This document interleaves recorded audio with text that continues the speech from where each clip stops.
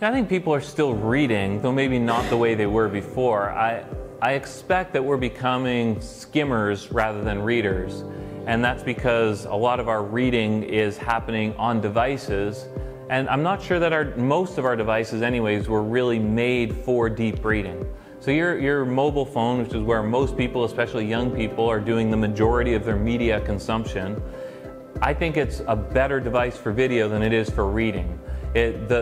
The ethos of the device, what's embedded in the device just as an electronic device, does not give itself to deep comprehension, to deep study. It gives itself to quick reading, to skimming, to moving on to the next thing. That you've heard the phrase, the medium is the message. So what Marshall McLuhan meant is that you shouldn't just look at the words on the screen, you should look at the screen itself, you should look at the device itself. That is truly the message.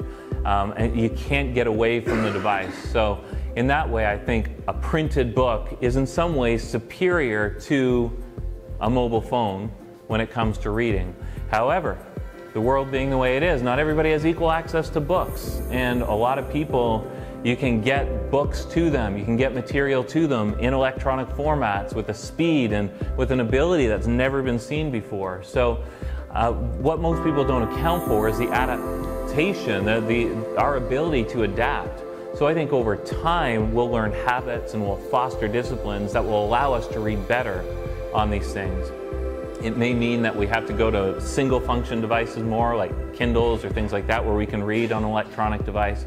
But I do think we'll adapt. I do think there's probably more of a future in electronic reading than on print reading, just because of the nature of the world today. And I think we'll be okay in the end. But I still want to push people to read, not to be too quick to go to YouTube and to get the quick answers. So I think YouTube is supplemental to the real thing, which is still deep study, whether that's studying, taking courses, learning from people directly, or whether that's reading their books. I still want to push people to the challenge of reading, deep reading, reading well, reading things that are a little too hard for you, and yet finding that you grow in your ability to understand them, and so on. I don't want to condescend too much to the media of the world around us.